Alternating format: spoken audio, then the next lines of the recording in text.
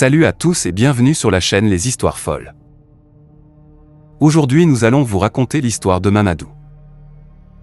En effet, Mamadou est passé à deux doigts de sortir avec une fille sans savoir qui elle était vraiment. Voici son histoire.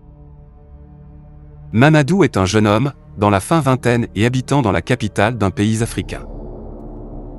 Après de très longues études universitaires, il a commencé à travailler comme comptable junior dans une ONG installée dans sa ville. Ses collègues et patrons sont très impressionnés par son dévouement au travail et son intelligence. Mamadou à coup sûr fera une très longue carrière et évoluera au sein de cette ONG s'il le souhaite.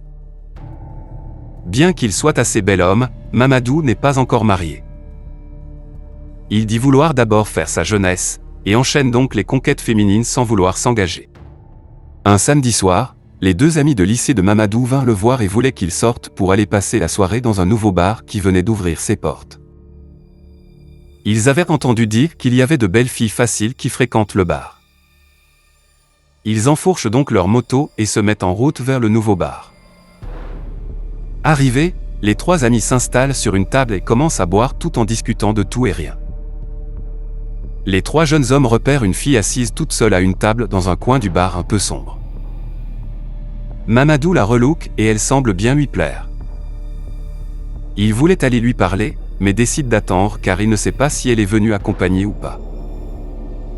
Après une demi-heure, la voyant toujours assise toute seule, il se décide à aller lui parler. Mamadou est habitué à aborder les femmes. Il s'approche donc de la fille et commence à se présenter tout en s'asseyant près d'elle sans même y avoir été invité. La fille semble assez ouverte et se présente également. Elle s'appelait Aminata. Il commence donc à discuter et Mamadou apprend que Aminata travaille comme secrétaire et habite pas loin du bar en question. Elle est venue avec des amis à elle, mais ses amis ont décidé d'aller dans un autre bar beaucoup plus animé. N'aimant pas trop le bruit, elle a choisi de rester dans ce bar et ses amis étaient censés revenir la chercher afin qu'elle rentre à la maison ensemble. Il continue la discussion et Mamadou ne peut détacher son regard des belles cuisses d'Aminata. Elle est de teint clair, elle porte une mini-jupe laissant entrevoir une partie de ses cuisses et ses belles jambes et elle a de très longs cheveux. Mamadou l'imagine déjà dans son lit. Pendant qu'il discutait de tout et de rien, les deux amis de Mamadou avec lesquels il était venu viennent le voir.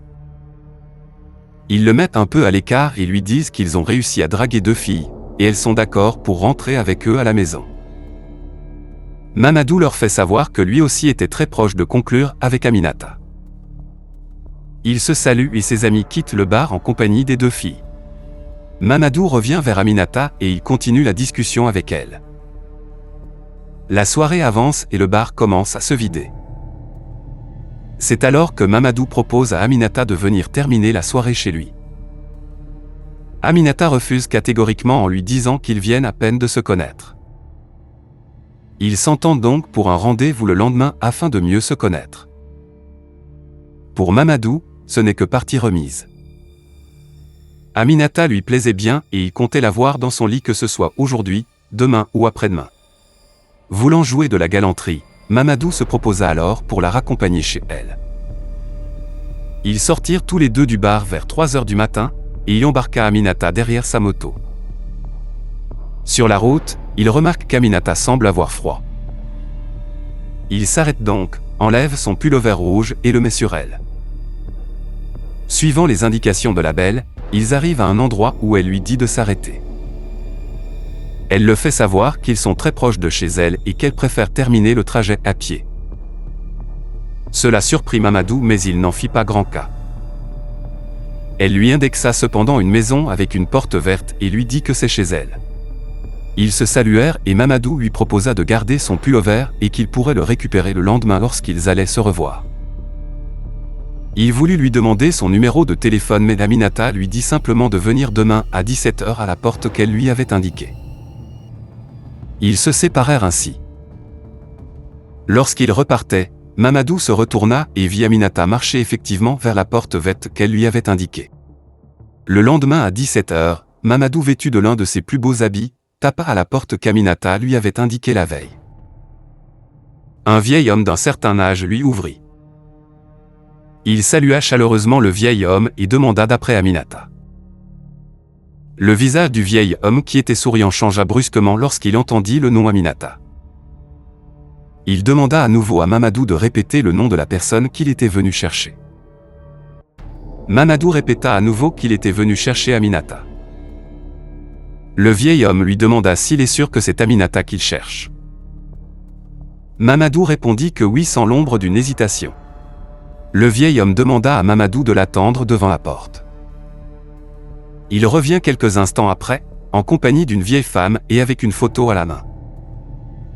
Il tendit la photo à Mamadou et lui demanda si c'est bien la fille sur la photo qu'il cherche. Mamadou prit la photo, la regarda et confirma que c'est effectivement Aminata sur la photo. Il expliqua au vieil homme et à la vieille femme qu'il avait rencontré Aminata hier et qu'elle lui avait indiqué de venir ici, qu'elle habitait ici. Le vieil homme et la vieille femme se regardèrent et Mamadou ne comprenait pas du tout leur réaction. C'est alors que le vieil homme se retourne vers Mamadou et lui dit : « Aminata était notre fille.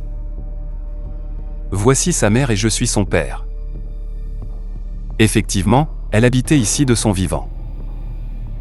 Je dis de son vivant parce que Aminata est morte il y a environ 5 ans de cela. Mamadou resta complètement stupéfait face aux dires du vieil homme. Il indiqua clairement au vieil homme qu'il avait vu Aminata, en chair et en os, hier et que c'est elle qui lui avait indiqué la maison. Le vieil homme rétorqua à nouveau qu'Aminata est bel et bien morte, il y a 5 ans de cela. Il se proposa même d'accompagner Mamadou visiter sa pierre tombale. Mamadou prit alors le vieil homme derrière sa moto et il lui indiqua le chemin du cimetière. Arrivé au cimetière, il l'emmena sur la pierre tombale d'Aminata. Arrivé sur la pierre tombale, la première chose que Mamadou remarqua est que son pullover rouge qu'il avait remis hier à Aminata était accroché à la plaque de la pierre tombale. Il décrocha son pullover et lit les inscriptions sur la plaque. Ici repose Aminata Ndoyo, né le 17 février 1989, décédé le 28 mars 2015. Paix à son âme. Mamadou comprit alors que le vieil homme avait raison et que Aminata était bel et bien décédée. Mamadou partit redéposer le vieil homme chez lui, s'excusa et rentra à la maison. Sur le chemin du retour, il comprit qu'il avait eu affaire à une revenante. Jusqu'aujourd'hui, Mamadou se pose des tas de questions sans réponse. Pourquoi Aminata avait refusé de venir chez lui? Pourquoi elle ne lui avait fait aucun mal? Elle aurait pu lui indiquer une maison qui n'est pas la sienne. Pourquoi a-t-elle indiqué son vrai domicile dans lequel elle habitait avant de décéder? Pourquoi a-t-elle laissé le pullover rouge accroché à sa pierre tombale? Voulait-elle simplement lui passer un message? Si oui, lequel? Suite à cette aventure, Mamadou s'est complètement rangé et a arrêté de courtiser les filles simplement pour coucher avec elles. Aujourd'hui Mamadou est marié et est papa d'une fille. Il n'a plus jamais revu Aminata et n'a jamais eu réponse à ses questions. Aujourd'hui, dans les histoires folles, nous vous avions raconté l'histoire de Mamadou qui a failli coucher avec une revenante. À la prochaine pour des histoires encore plus folles.